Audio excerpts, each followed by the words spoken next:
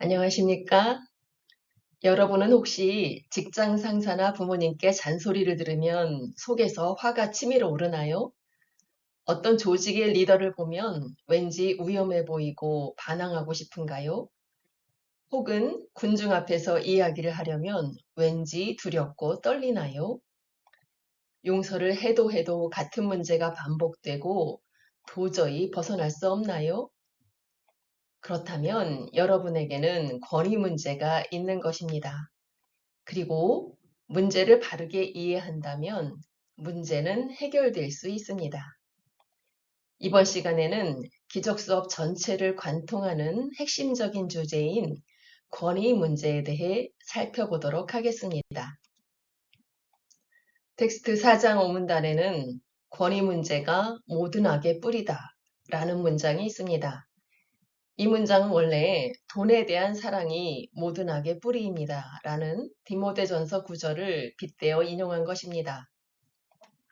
디모데전서는 사도 바울이 제자인 디모데에게 보낸 편지를 엮은 것이라고 알려져 있는데 예수님은 수업에서 이 구절을 바로잡아서 돈에 대한 사랑이 아닌 권위 문제가 모든 고통의 진짜 원인이라고 말합니다. 그렇다면 권위 문제에는 또한 우리가 모든 고통에서 벗어날 수 있는 열쇠가 감춰져 있을 것입니다. 그리고 권위 문제에서 벗어나기 위해서는 먼저 그것이 무엇인지 정확하게 이해해야 할 것입니다. 수업에서 권위 문제를 어떻게 바라보는지 살펴보기 전에 먼저 세상에서는 그것을 어떻게 보는지 살펴보겠습니다. 권위 문제는 영어로 authority problem입니다. 여기서 authority는 일반적으로 권위, 권력, 권위자라는 의미를 갖고 있습니다. 권위 문제는 일반적으로 다음과 같은 현상을 의미합니다. 개인이 권력이나 권위를 가진 사람들과 상호작용을 할 때 겪는 어려움. 이는 규칙에 대한 저항, 지시에 대한 반항, 또는 책임자에 대한 전반적인 불신으로 나타날 수 있다. 이러한 문제는 과거 권위자와의 부정적인 경험, 성격적인 특성, 심지어 사회적 영향 등 다양한 요인에서 발생할 수 있다. 사실 우리 대부분은 어린 시절에 부모에게 전적으로 의지하다가 사춘기 때 이와 같은 권위 문제를 경험합니다. 그 전까지 존경스러워 보이던 부모나 선생님이 갑자기 부족해 보이고 나를 왠지 억압하는 듯이 보여 반항합니다.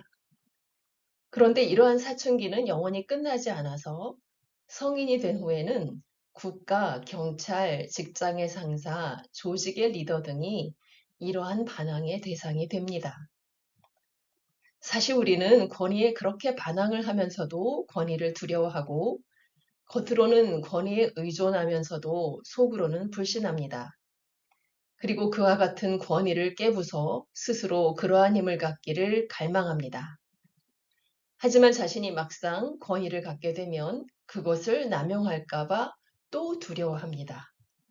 한마디로 우리는 권위와의 관계에서 항상 갈등 상태에 있습니다. 여기서 잠깐 화면을 멈추고 제가 써놓은 글귀들에서 권위 대신에 하느님을 넣어서 읽어보십시오. 앞으로 차차 설명드리겠지만 그것이 바로 우리의 진짜 마음 상태이기 때문입니다. 앞서 말씀드렸듯이 세상에서는 이러한 권위 문제의 원인이 주로 과거 권위자와의 부정적인 경험이라고 설명합니다. 즉, 나를 보살피고 사랑해야 할 부모가 나를 억압했을 때 그 이후로 살아가면서 무언가 나보다 더 힘이 있다고 보이는 대상을 만나면 자동적으로 두려워하고 반항한다는 것입니다. 이것은 굉장히 피상적인 설명이고 근본적인 해결책도 제시할 수 없습니다. 텍스트의 삭제된 부분에서 빌은 어릴 때부터 자신을 인정해주지 않는 아버지에게 불만을 드러냅니다. 그리고 자신의 낮은 자존감이 아버지 때문이라고 생각합니다. 하지만 이것에 대한 예수님의 설명은 다릅니다. 어렸을 때 빌은 아버지의 다른 여러 믿음, 예를 들어 정치적 믿음과 자신에 대한 낮은 평가 중에 유독 후자만을 받아들였습니다. 빌의 내면에는 아버지의 정치적 믿음을 자기 것으로 받아들일 만한 어떤 문제가 없었습니다. 하지만 그는 자신이 무가치한 존재라는 믿음을 이미 가지고 있었고, 따라서 자신의 가치에 대한 아버지의 낮은 평가는 적극적으로 받아들였다는 것입니다. 그것은 그가 이미 가진 믿음과 부합하기 때문입니다. 이것을 권위 문제에 대입하자면 어렸을 때 부모가 권위적이었다고 해서 내가 반드시 권위 문제를 가질 필요는 없으며 권위 문제는 성장 배경과는 상관없이 내가 스스로 선택한 문제라는 것입니다. 그렇다면 수업에서는 권위 문제를 어떻게 설명할까요? 예수님은 먼저 authority라는 단어의 기원을 가지고 권위 문제를 설명합니다. 권위, 즉 authority라는 단어는 author에서 파생되었는데 author는 저자라는 의미를 갖고 있습니다. authorship이라는 단어도 author와 비슷한 의미를 가졌지만 어떤 인물보다는 주로 그가 원저자인 상태를 나타냅니다. 저는 주로 원저자라고 번역했습니다. 아무튼 어떤 책의 저자, 즉 author는 그 책에 대해 권위, 즉 authority가 있습니다. 그 사람이 아닌 다른 사람은 그 책에 대해 authority가 없습니다. 우리는 하느님의 작품이며 하느님은 우리의 저자, 즉 author이십니다. 그러므로 하느님은 우리에 대해 권위, 즉 authority를 가지셨습니다. 이 단순한 사실만 받아들인다면 권위 문제를 쉽게 이해할 수 있습니다. 다음으로 예수님은 권위 문제는 그 본질이 특정 인물에 대한 저항의 문제가 아니라 원저자에 관한 문제라고 설명합니다. 그렇다면 원저자에 관한 문제란 무엇일까요? 제가 텍스트에서 인용한 구절을 숙고해 보면 그 안에 답이 있습니다. 앞으로 편의를 위해 한 구절씩 번호를 매겨서 살펴보겠습니다. 첫 번째, 두 번째 구절입니다. 권위에 관한 논란은 실제로 원저자에 관한 문제다. 어떤 개인에게 권위 문제가 있을 때 그것은 항상 그가 자기 자신의 저자라고 믿고 있는 것이다. 하느님은 우리의 원저자시며 따라서 우리에 대해 권위, 즉 authority를 가지셨습니다. 이렇게 우리의 자아를 창조하는 것은 하느님의 권위인데 우리는 그 권위를 빼앗아서 우리 자신의 저자가 되었습니다.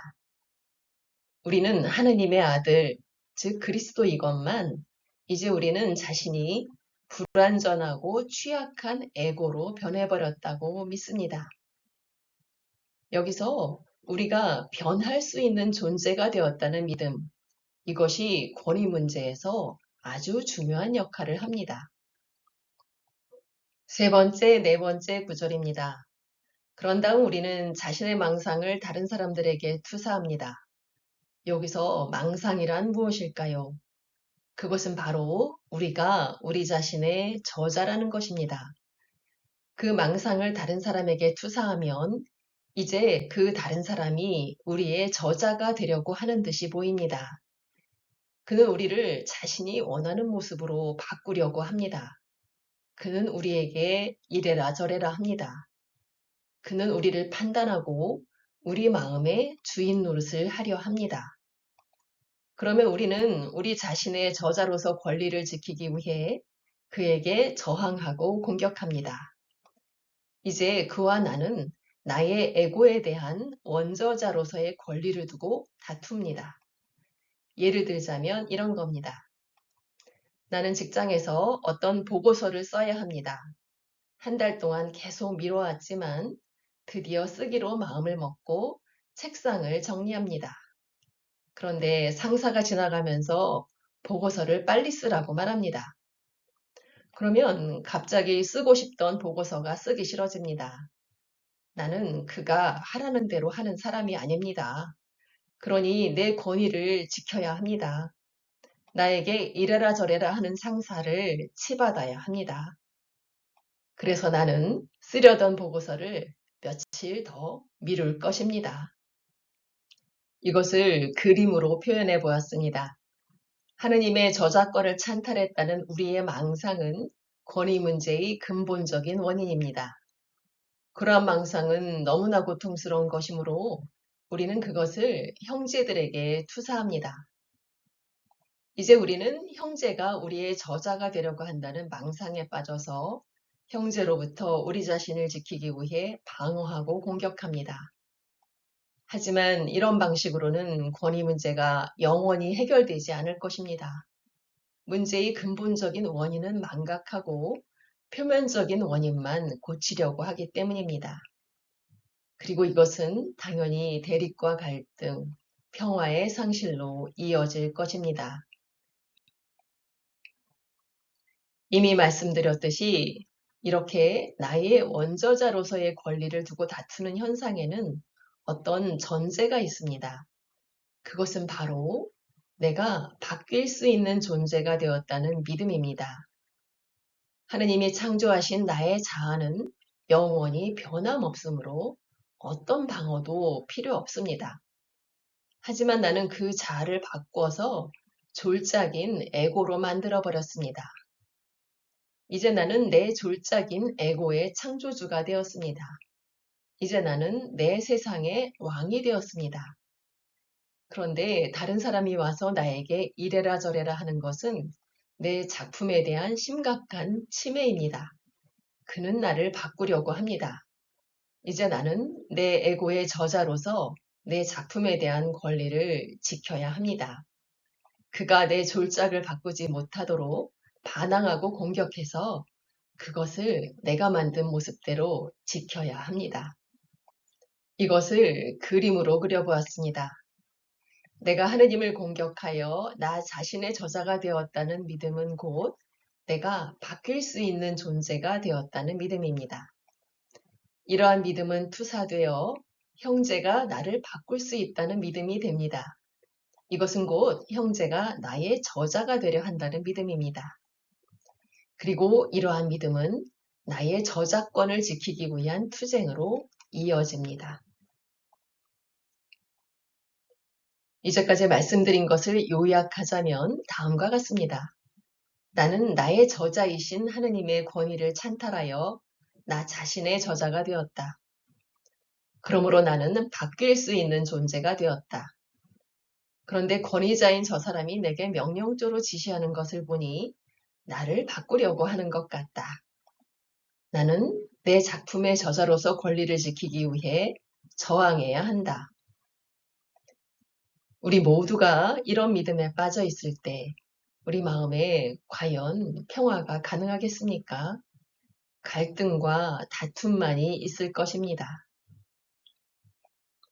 그러므로 권위 문제의 근본적인 원인은 형제의 권위적인 말과 행동이 아니라 우리가 우리의 저자이신 하느님의 권능을 찬탈했다는 믿음입니다. 저는 텍스트에서 권위 문제에 대해 읽을 때마다 반지의 제왕에 나오는 골룸이 생각납니다. 그는 절대 반지를 빼앗기지 않기 위해 친한 친구도 죽였습니다. 절대 반지에 대한 그의 욕망은 그를 추한 괴물로 바꿔놓았습니다. 하느님의 저작권을 찬탈했다고 믿는 우리의 에고도 이런 모습이지 않을까요? 그렇다면 이러한 권위 문제에 대한 해법은 무엇일까요? 우리가 형제의 권위적인 말과 행동에 꽂혀서 그에 대한 저항에 사로잡혀 있는 한 권위 문제의 근본적인 해결은 불가능할 것입니다. 우리는 문제를 문제의 원인이 아닌 곳에서 해결하려고 하고 있기 때문입니다. 권위 문제의 근본적인 해법은 우리가 애초에 하느님의 권능을 찬탈하지 않았으며 그럴 수도 없었음을 받아들이는 것입니다. 그러므로 우리는 하느님이 창조하신 그대로 남아 있습니다. 이런 사실을 받아들임으로써 우리는 모든 두려움에서 벗어납니다. 이제 우리 바깥의 그 무엇도 우리를 바꿀 힘이 없기 때문입니다.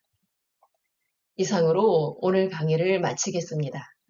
다음 시간에는 텍스트에 나온 권위 문제의 구체적인 사례들을 살펴보겠습니다. 경청해 주셔서 감사합니다.